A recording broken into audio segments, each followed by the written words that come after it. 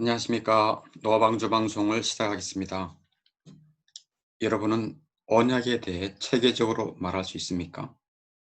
교회 다니지 않든 교회를 다니든 언약에 대한 확고한 진리가 얼마나 중요한지 모릅니다.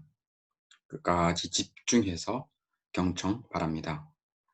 하나님은 언약의 하나님이십니다.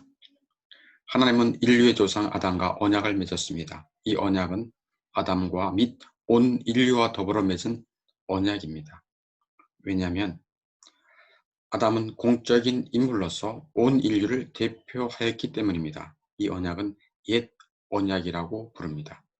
옛 언약은 행위 언약이라고도 합니다. 왜 행위 언약이라고 부릅니까? 창세기 2장 16절 17절 보면 여호와 하나님이 그 사람에게 명하여 가라사대 동산 각종 나무의 실과는 내가 임의로 먹되 선악을 알게 하는 나무의 실과는 먹지 말라. 먹는 날에는 내가 정령 죽으리라 하시니라. 행위 언약에는 약속과 경고가 수반되어 있습니다. 약속은 이것을 행하면 살리라는 것입니다. 만일 인간이 이것을 굳게 지켰더라면 그는 죽지 않고 더 나은 낙원으로 옮겼을 가능성이 있습니다. 경고는 내가 정령 죽으리라는 것이었습니다. 히브리 원어는 죽을 때 너는 죽으리라는 것인데 이것은 너가 육체적 죽음과 함께 영원한 사망을 겪으리라는 것입니다. 그런데 아담이 언약을 지키지 않은 것은 그의 잘못이었습니다. 하나님은 아담에게 그 법을 준수할 힘을 주셨으며 또한 그의 마음에는 하나님의 율법이 새겨져 있었기 때문입니다. 아담은 자신의 태만으로 말미암아 실패하고 말았습니다. 하나님께서는 아담이 범죄할 것을 예견하셨지만 그것은 그에게 법을 주지 말아야 할 충분한 이유가 되지 못합니다. 국가에서 누군가 그 법을 위반할 것이기 때문에 법을 만들지 말아야 할 이유가 있습니까? 그렇지 않지요. 그럼에도 불구하고 법을 제정하는 것이 마땅합니다. 하나님은 아담이 법을 위반할 것을 예견하셨지만 그리스도를 새 언약의 중보자로 히브리서 9장 15절 그리스도를 새 언약의 중보자로 보냄으로써 더욱 큰 선으로 바꾸는 방도를 알고 계셨습니다. 옛 언약이 끼워졌을 때 하나님은 더 나은 언약, 즉 새 언약을 세울 바를 알고 있었던 것입니다. 그런 면에서 옛 언약과 새 언약의 차이는 그리스도입니다. 이제 옛 언약과 새 언약의 차이를 살펴보겠습니다. 우리가 왜 언약을 알아야 하고 특히 옛 언약과 새 언약의 차이에 대해서도 알아야 할까요? 궁금할 것 같아서 잠깐 언급하도록 하겠습니다. 새 언약은 은혜 언약이라고도 부릅니다. 옛 언약과 구분되기 때문에 새 언약이라고 부릅니다. 그런데 이 새 언약은 뭐라고 부른다고요? 네, 은혜 언약이라고도 부릅니다. 은혜 언약이라고 부르는 이유는 하나님이 아담과 맺은 행위 언약과 구별하기 위해서입니다. 행위 언약은 대단히 엄격했습니다. 아담은 모든 법을 지켜야 했습니다. 아담은 전적으로 순종해야만 했습니다. 마치 잘 제작된 해시계의 바늘이 태양을 쫓아 돌듯이 엄격하게 지켜야 했습니다. 죄악된 생각 하나만 품어도 언약이 파기되고 행위 언약의 경고대로 죽음과 저주를 받아야 했습니다.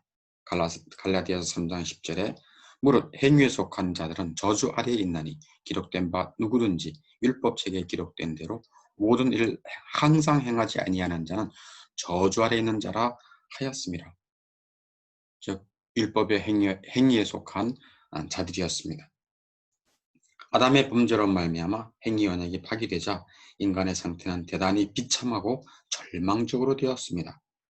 성경에 의하면 본질상 진노의 자녀가 되었고 로마서 3장 10절에서는 하나님의 영광이 이르지 못하는 비참한 처지가 된 것입니다. 즉 금수와 같은 처지가 된 것입니다. 하나님께서 구원의 길을 강구해내지 않으셨다면 인간은 구원받을 길이란 전혀 없었습니다.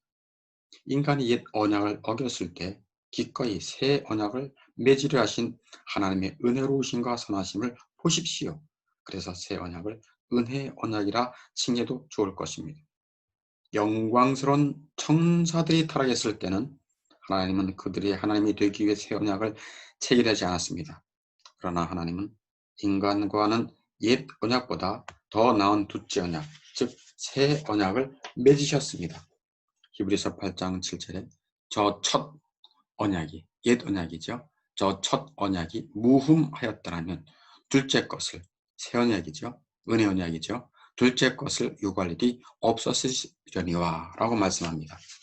둘째 언약, 즉 새 언약은 더 확실한 언약이었기 때문에 더욱 우월합니다.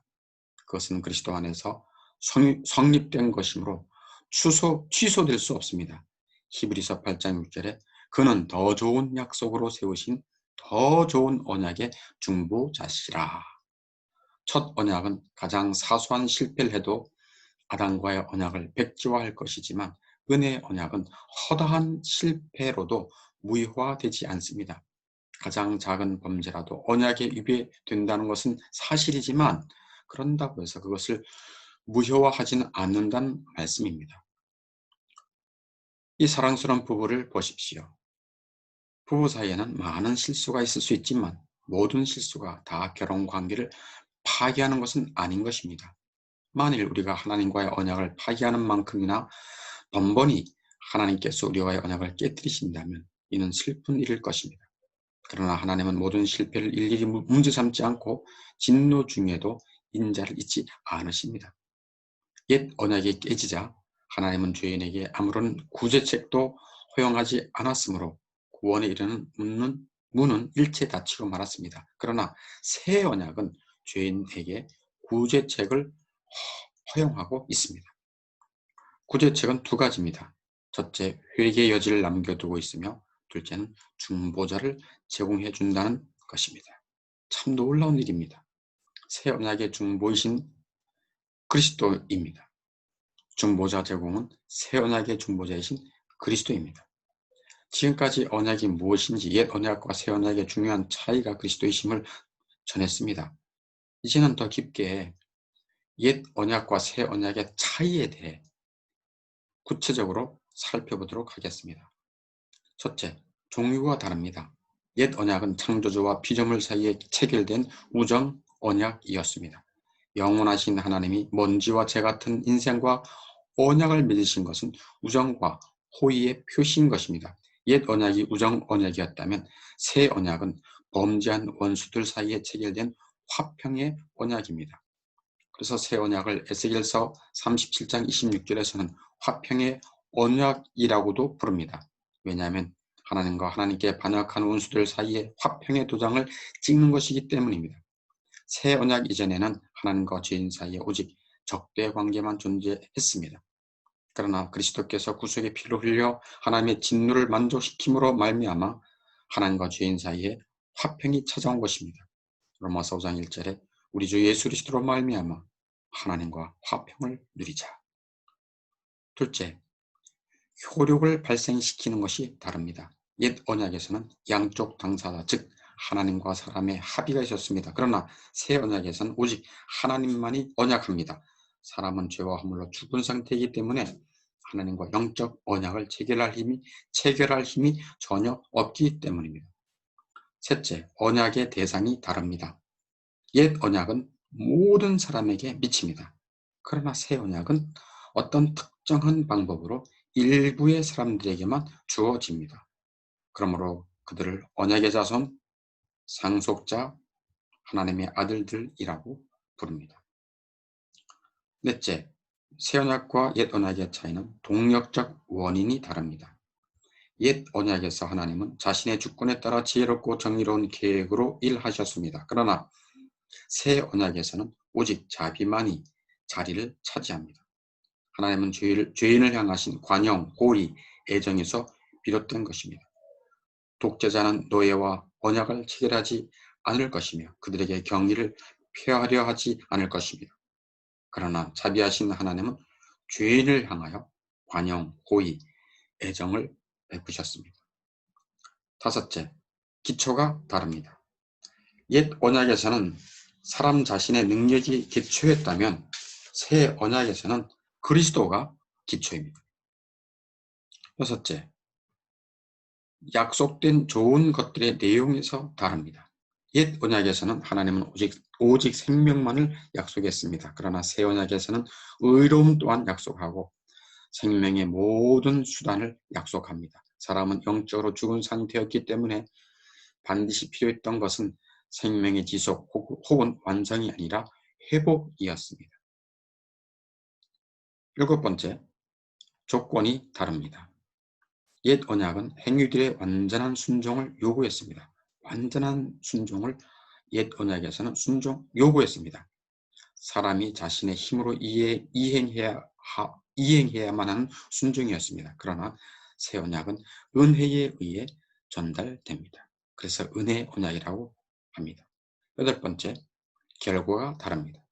옛 언약은 무엇이 옳은지를 가르쳐주고 보여줍니다. 그러나 새 언약은 의로움 그 자체를 부어줍니다. 옛 언약에는 죽은 문자가 율법에 담겨 있습니다. 이것은 죄인에게 치명적이었습니다. 그러나 새 언약에는 살리는 성령이 계십니다. 그러므로 옛 언약은 사람에게 구원을 결코 가져다 줄 수 없습니다. 죄인에게 죽음 이외에 어떤 것을 가져다 줄 수도 없습니다.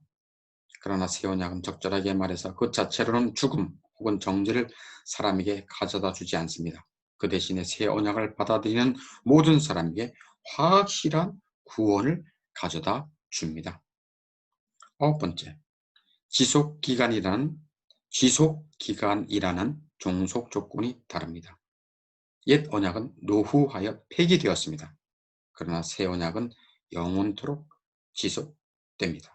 새 언약 자체가 가지고 있는 지속성 관점에서 영원하고 새 언약에 속한 사람들에게 영원토록 지속하기 때문에 영원합니다. 에스겔서 16장 10절에 보면 새 언약이 영원한 언약임을 말하고 있습니다. 내가 너와 영원한 언약을 세우리라. 내가 너와 영원한 언약을 세우리라. 하나님이 아브라함에게 너와 언약을 맺겠다고 했을 때 아브라함은 엎드러졌는데 이것은 영광의 하나님께서 자기에게 그 같은 자비를 베푸신다는 것에 그만 놀랐기 때문입니다. 창세기 17장 2절에 내가 내 언약을 나와 너 사이에 두어 너를 번성하게 하리라. 언약 백성은 하나님이 번성하게 하십니다. 그러므로 우리는 언약의 하나님 앞에 겸손히 엎드려야 마땅합니다. 비참 속에 살고 있는 죄인에게 하나님은 관용, 호의, 애정을 가지고 새 언약을 주셨습니다. 새 언약의 중보자로서 그리스도는 십자가에서 새 언약의 피를 흘려 언약의 보증이 되어 주셨습니다. 누가복음 22장 20절에 내 피로 세우는 새 언약이 그리스도는 언약의 중보자이실 뿐 아니라 언약의 보증도 되십니다. 히브리서 7장 22절에 예수는 더 좋은 언약의 보증이 되셨도다. 예수님은 보증금을 다 지불하셨습니다. 무엇에 대한 보증금입니까? 우리가 집을 사거나 차를 살 때 보증금을 내야만 집과 자동차를 소유하고 누릴 수 있습니다. 그렇다면 그리스도는 무엇에 대한 보증금을 모두 지불하였습니까? 영원한 의, 영원한 생명, 하나님과 영원한 화평, 영원한 하늘나라 상속자에 대한 모든 보증금을 그의 핏값으로 단번에 영원히 지불하신 것입니다. 또 성령께서는 새 언약의 보증이신 그리스도를 환하게 조명해 주심으로 믿음의 은혜를 주십니다. 이 놀라운 진리를 듣고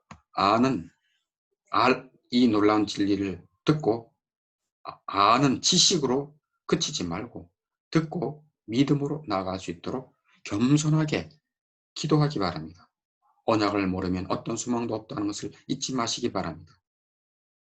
노아방주 방송을 마치겠습니다. 감사합니다. 그리스도의 은혜와 사랑과 평안을 빕니다.